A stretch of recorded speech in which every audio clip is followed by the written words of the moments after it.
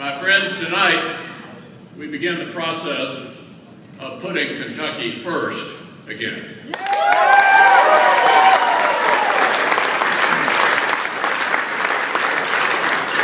5.5 years, the powers that be in Washington have treated the people of this state with contempt. And tonight, I have a simple message for all of them. Those days are numbered.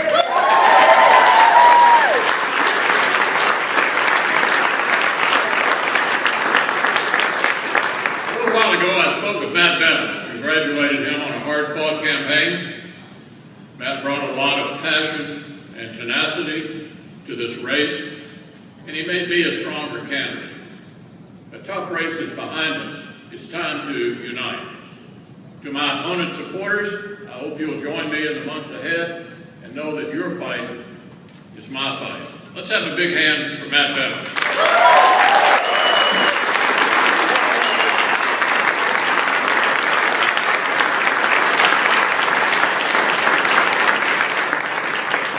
We need to be together, of course, is because this race has always been much bigger than one candidate. It's about the kind of state we want. It's about the kind of country we want. It's about restoring America. And it starts tonight.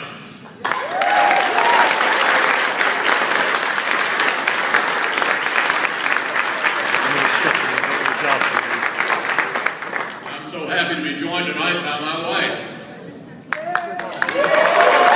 the only Kentucky woman in history to be a member of a president's cabinet.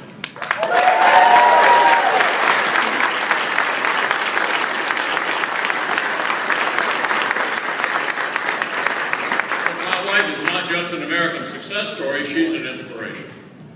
And I'm so lucky to have Elaine Shaw in my life and at my side every day. On a night like tonight, I can't help but think of another woman who helped get me here.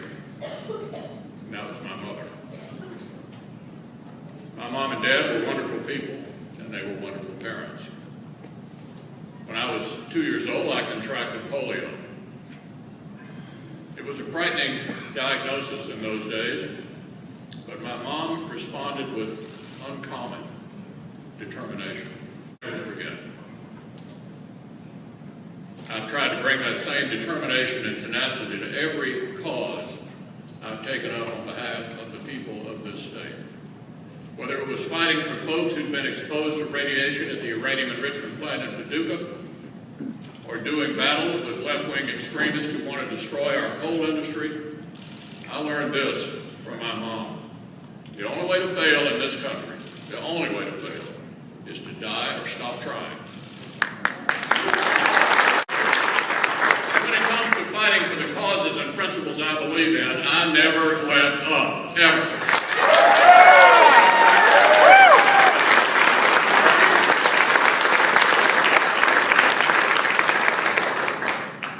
I fight for good Kentucky jobs every single day. I fight for policies that will make us more competitive, that make our state better, safer, a more beautiful place to live and work and raise a family. And every day I fight against policies that make life harder for the people of Kentucky. Then, there's my opponent. My opponent is in this race because Barack Obama and Harry Reid want her to be in this race. There's a reason, my friend, a reason every Hollywood liberal is sending her a check. It's not because they care about Kentucky, I assure you of that. It's because they know as well as we do that there isn't a dime's worth of difference, not a dime's worth of difference, between a candidate who puts Harry Reid in charge and Harry Reid himself.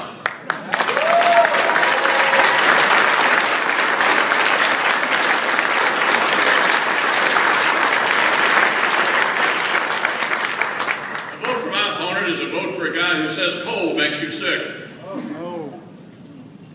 A vote for my opponent is a vote for a guy who thinks nothing of this state if he thinks about it at all. A vote for my opponent is a vote for Obamacare and the president who sold it to us on a mountain of lies. And that's why this race isn't about one party against another. It's about a government that thinks it can lie to its own citizens and get away with it.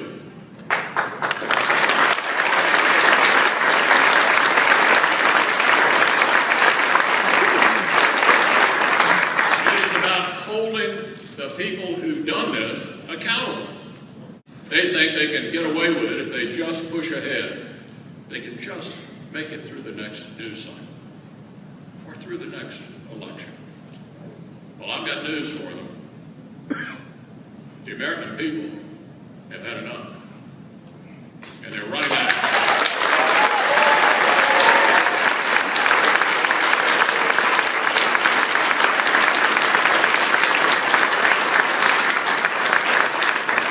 Barack Obama's allies have one goal this year, one goal, just one, to cling to their power. They've made an art form out of hand-picking candidates who pose no threat to that power whatsoever. This is how Obamacare became law. Every single candidate that Barack Obama and Harry Reid helped select to send to the Senate fell right in line to pass a bill the American people didn't want. And if you look at my Democratic opponent this year, it's clear she'd be no different.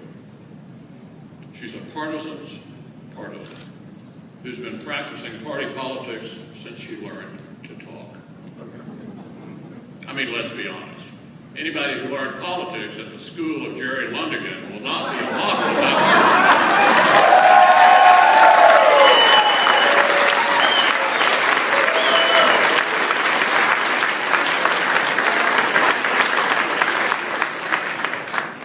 Barack Obama's candidates preach independence, but they practice loyalty above all else. And tonight I'm confident of this. Kentuckians are not going to be deceived. Allison Lundergan Grimes is Barack Obama's candidate. They know it. And they'll issue the same verdict on this candidate that they've issued twice before on him. Kentucky cannot afford to empower the people who've been waging a war on jobs in this state for 5.5 years.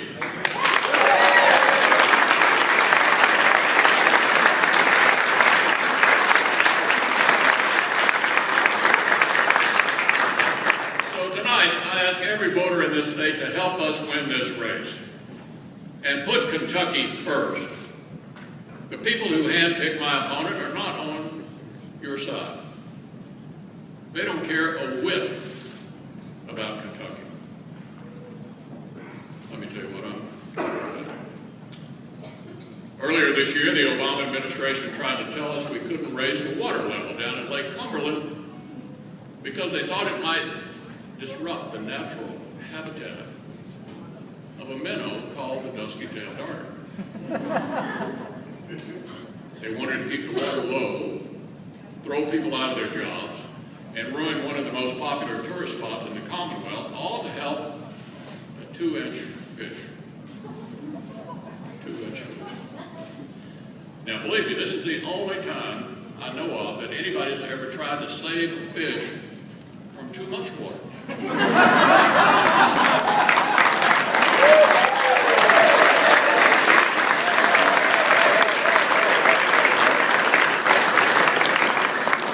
fought back, and we won.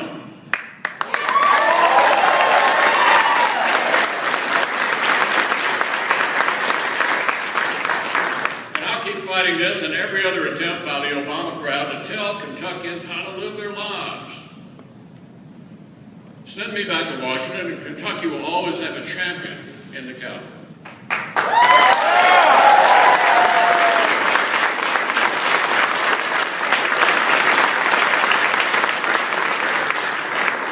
And if the American people give Republicans the majority of the Senate, you'll be proud of the United States Senate once again.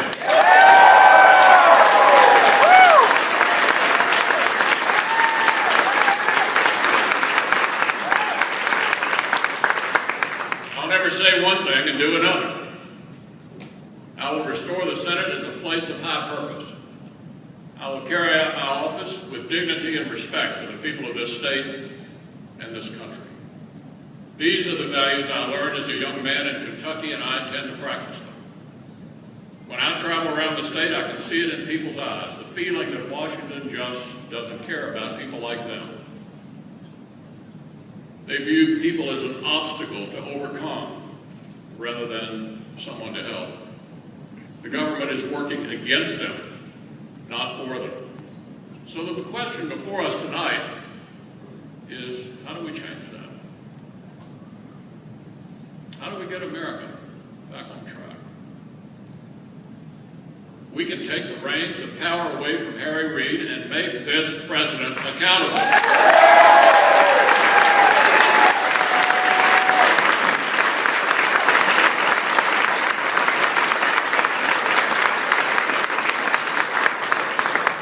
Make me the majority leader and Kentucky will lead America.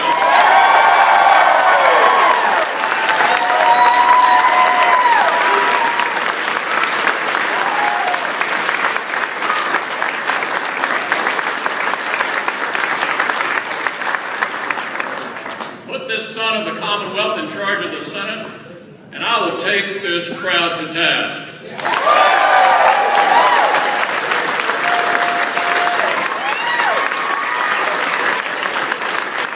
I'll do everything I can to repeal and replace Obamacare.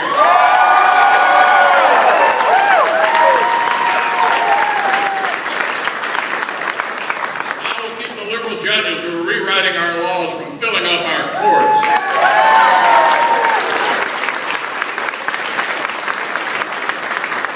I will hold the bureaucrats who are waging war on our people and our way of life to account. And Kentucky, my friends, will lead America.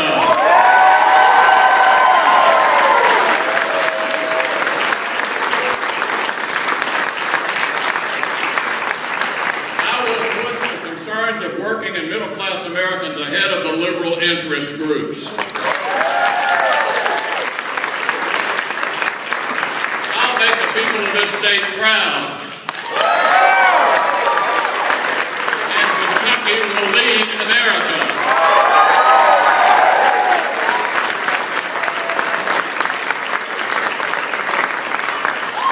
For 5.5 years, we've had a president and a party in control of the Senate.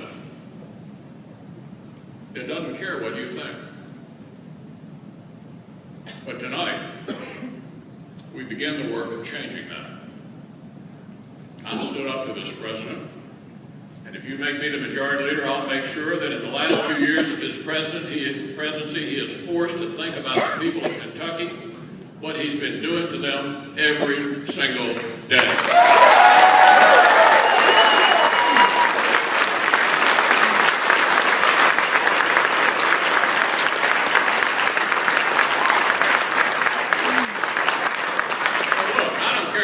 You're in, doesn't make any difference. I'm asking you to join me in this effort.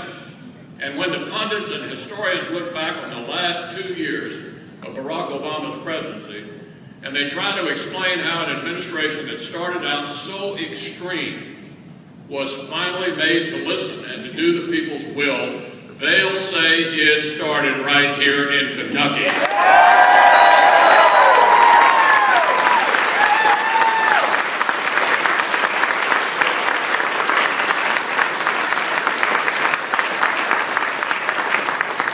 This very night, the people of Kentucky began to fight back.